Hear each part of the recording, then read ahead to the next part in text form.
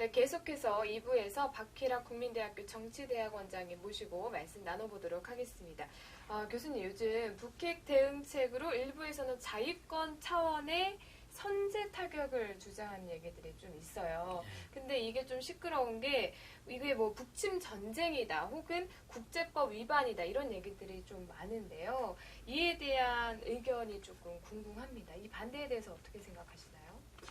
그래서 이제 선제 타격에 대해서는 개념부터 명확하게 해야 될 부분이 있습니다.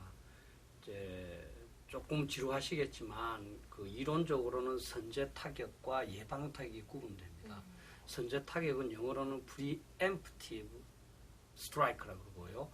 예방 타격은 preventive strike라고 그러는데 이 preventive strike의 뜻은 뭐냐면 상대방이 나한테 공격을 하려고 하는 것이 명확하기 때문에 내가 공격을 먼저 할 수밖에 없다. 왜냐하면 내가 공격을 받고 나서 반격을 해봐야 소용없는 거니까. 그래서 이거는 뭐 당연히 이제 해야 되는 거죠. 그리고 국제법으로도 어떤 문제가 있느냐면 51조의 유엔 헌장 51조의 이제 그 자유권 행사를 이제 보장을 하고 있습니다. 모든 국가가 이제 자유권을 갖고 있다. 근데 거기에서는 이제 무력 공격에 대해서 맞는 거죠. 근데 거기서는 자유권을 중요한 형용사가 하나 있는데요. 거기서 inherent, I-N-H-E-R-E-N-T. 그래서 이거는 본래적으로 갖고 있는 자유권, inherent right of self-defense예요. 그러니까 유엔 헌장이 규정했든 안 했든 간에 각 나라는 자기를 지킬 권리가 있다는 거죠. 그러니까 유엔에서 허용된다 안 된다 할 필요가 없이 모든 나라는 자기를 지키기 위해서 이것밖에 방법이 없다고 할 때는 할 수 있습니다. 그러니까 북한이 핵 공격을 하는데 우리가 가만히 앉아서 다른 사람한테 욕 안 얻어먹기 위해서 그럼 공격을 받고 나서 증거가 명확해지면 반격하지 이렇게 말할 수는 없는 거죠. 다만 한 가지 이제 아까 프리벤티브를 했지 않습니까? 네. 그거는 이제 조금 이제 논란의 소지가 있습니다. 왜냐하면 그거는 공격의 징후가 명확하지 않는 상태에서도 나중에 내가 어차피 대안이 없을 거기 때문에 지금 공격하는 거죠. 다시 말하면 아까 preemptive strike라 말한 선제 타격은 공격 징후가 명확하고 나서 공격이 이루어지는 그 짧은 시간 내에 성공을 해야 되잖아요. 어렵잖아요. 그렇다면 이게 그 정당성을 보장하기 위해서 계속 기다리다가 우리가 핵 공격 받아버리면 안 되니까 그 이전 상태 굉장히 넓지만 지금도 되고 뭐 핵 공격을 위한 조그마한 징후가 보였을 때도 되는데 그 이전에 하는 것도 핵전쟁의 경우에는 좀 검토해볼 필요가 있다 하는 것이 전부 국제 군사 이론가 또 법학자들의 견해입니다. 그렇군요. 지금 선제 타격과 예방 타격의 차이를 아주 명료하게 말씀을 해주셨는데 그러면 말씀하신 그 선제 타격과 예방 타격에 대한 사례도 혹시 있을까요? 교수님? 그렇죠. 사실 이제 그 선제 타격은 이제 핵 전쟁의 경우에는 없죠. 지금까지 뭐 핵을 한 번 쓴 게 미국이 이제 1945년 일본에 대해서 그냥 전쟁 도중에 발사한 거니까. 그런데 재래식 전쟁에는 있습니다. 이제 67년도에 있었던 6월 달에 있었던 6.1 전쟁이라고 그러는데 그 당시에 이집트, 아랍의 모든 국가들이 이제 이스라엘을 공격하기 위해 총동원령을 내려서 며칠 후에 공격을 하는 겁니다. 그래서 이스라엘은 방법이 없다. 우리가 선제 공격을 해야 된다. 그렇게 해서 이제 비행기로 이제 그 아랍 국가들 전부 이제 그 파괴시켜서 6일 만에 전쟁을 끝냈다고 해서 6.1 전쟁이라고 그럽니다. 예. 왜냐하면 자기가 먼저 공격을 받아버리면 네. 이미 반격 자체를 해도 이길 수가 없으니까.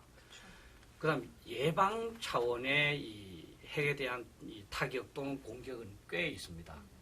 1981년도에 이제 이스라엘이 이라크의 오시라크에 있는 핵발전소를 타격을 해버립니다.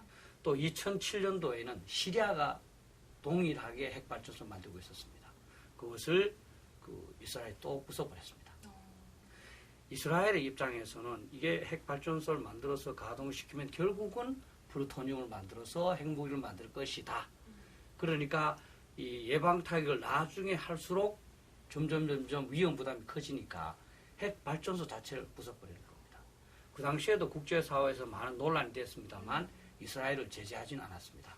이란하고 다른 나라들이 이제 핵을 동결하기로 합의했지 않습니까? 그죠? 네. 그 이면은 이스라엘이 항상 이란한테 만약에 합의하지 않으면 우리가 그 발전소를 부숴버리겠다 하는 위협이 이제 작용을 했습니다. 또 2003년도에 이제 미국이 이라크를 공격한 것도 어떻게 보면 핵에 대한 예방 공격입니다. 보십시오. 미국은 후세인이 핵무기를 만들었을지도 모른다 하는 정보를 가졌습니다. 확실하진 않지만 그 불안을 네. 감당할 수가 없다. 그래서 공격을 해버렸거든요.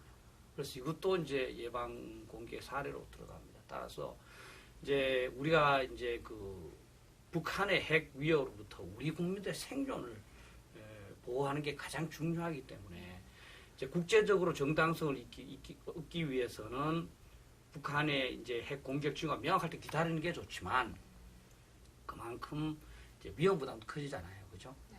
그래서 어느 순간에 우리가 이 방법밖에 없다 할 때는 뭐 예방 타격 차원의 선제 공격도 할 필요가 있지 않나 이렇게 생각합니다. 네, 그렇군요. 그럼 지금 교수님 말씀인 선제 타격은 자위권 차원에서는 실행을 해도 된다는 말씀이신 것 같고 또 그것이 점증되고 있는 이 지금 핵 미사일의 위협에 있어서 저항할 수 있는 뭔가 준비를 할 수 있는 현실적인 방안이 아닐까라는 말씀하시는 것 같은데 그러면 구체적으로 정말 우리나라에서는 이걸 어떻게 준비를 해야 될지 그 점에 대해서 간단하게 부탁드릴게요. 네. 아까도 말씀드렸지만 예방 타격, 예방 공격은 국제사회에서 아직 정당하지 않다고 생각하기 때문에 실제로 예방 타격을 말하면서도 대부분의 나라는 선제 타격이라는 용어를 씁니다. 그러면 우리가 이제 해야 될 일은 이제 그런 필요성은 충분히 인정을 해야 된다. 국제적인 어떤 그 동의를 구하기 위해서 우리를 위험에 빠뜨릴 수는 없는 거니까. 그럼 두 번째는 지금 미국이 아까 제가 말씀드린 바처럼 네. 선제 타격이라고 말하지만 예방 공격까지도 포함하는 그런 다양한 그 대안을 모색하고 있기 때문에 미국하고 적극적으로 논의하고 협의하고 해서 함께 하는 것이 가장 좋다. 그리고 이제 이 예방 타격 같은 이런 그 적극적인 그 대응을 하려면 우리가 방어 태세가 돼야 됩니다. 만약에 북한의 핵 미사일 공격을 했는데 한두 발이 만약에 남았다. 그럼 우리를 공격할 거 아닙니까? 그거를 미사일 방어로 공중에서 요격할 수 있어야 되고 또 극단적으로 우리가 조금 잘못해서 핵무기가 떨어졌다. 그렇다 하더라도 국민들 피해를 최소화할 수 있도록 평소에 이제 대피소도 만들고 국민한테 대피 요령도 이제 교육시키고 그러니까 100가지 조치를 다 해놔야 되는 거죠. 그리고 한 가지 이제 그 이런 예방 타격 차원의 선제 타격이든 또는 뭐 선제를 위한 선제 타격이든지 간에 중요한 것은 뭐냐면 이거를 얼마나 이제 국민들이 잘 지지하느냐 위험 부담이 있는 거거든요, 그죠? 그래서 국민들이 이제 정부 차원의 어떤 그런 뭐 고민이랄까 이런 걸 알고 적극적으로 지지하면서 우리 그 자식들을 핵 안전으로부터 네. 좀 이제 자유롭게 만들어야 된다 이렇게 생각합니다. 네, 그렇군요. 오늘 교수님이랑 인터뷰를 하면서 북핵 미사일에 대해서 정말 많은 언론들이 얘기를 하고 있는데 사실 어려운 부분이 없지 않아 있었거든요. 근데 굉장히 쉽고 명료하게 말씀을 해주신 것 같습니다. 감사합니다. 네. 우리 교수님께서 그동안 많은 언론, 그리고 대학 강의 등에서도 지금과 같은 이런 강의 굉장히 많이 하고 계신데 그만큼 명성도 높으시고 아주 잘하신다고 얘기를 많이 들었습니다. 그래서 오늘 이렇게 같이 할 수 있게 돼서 영광이었고요. 물론 우리 교수님께서는 예비역이 되셨지만 그럼에도 불구하고 아직까지도 참군인의 모습이 저는 좀 느껴졌거든요. 그래서 앞으로도 우리 교수님 좋은 말씀 잘 부탁드리고요. 오늘 그 국방 주요 정책 개념에 대한 여러 가지 이야기들 쉽게 풀어주셔서 고맙습니다. 오늘 저희는 여기까지 인사를 드리고요. 다음 카이마 밀리터리 인사이트도 많은 응원 부탁드리겠습니다. 고맙습니다.